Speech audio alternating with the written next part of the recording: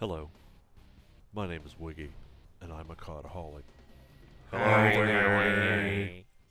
It started back in 2007 with Call of Duty 4. I was eager to stretch my competitive side with my son playing Halo successfully, and the thought of online gaming intrigued me.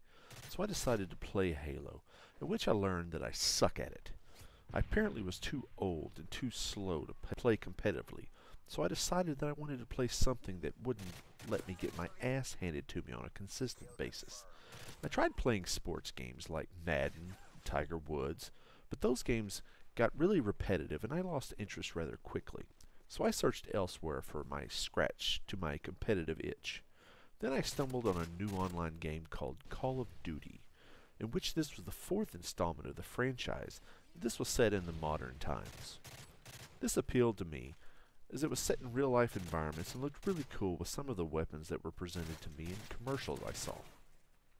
I purchased my first game at GameStop, immediately took it home, played about a half hour on my lunch break, and I was immediately hooked.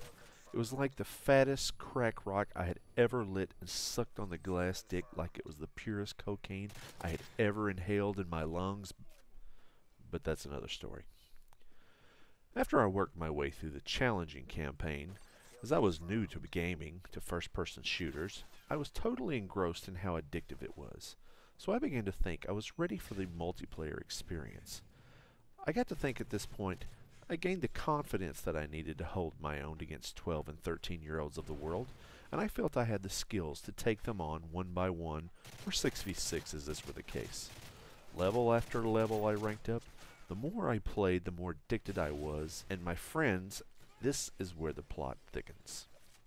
After Call of Duty 4, I came across a little game called Call of Duty World at War. This is where my online gaming career really took off. I began collecting a very respectable list of gamers on my friends list, and the more friends I collected, the more success I had. This is where I began to blossom into not only the online gamer that I am today, but where I began to develop my persona as the Wiggy. My online friends knew me as this, and the more I played with them, the more I began to realize that I had not only become the Wiggy, but I was becoming something else. Overpowered. World at War is where I developed my relationship with what is now known as the Forum Boys. They single-handedly showed me the power of online gaming, and showed me the world of Call of Duty addiction like the likes that no man had ever seen. After World at War came a little produced game called Modern Warfare 2. I don't really have much memory of these days, as they were littered with concussions from one-man army tubes and commando lunges, the likes of which David Blaine himself would say, "What the flaming fuck?" Anyway, after Modern Warfare 2 came a little upstart production called Black Ops.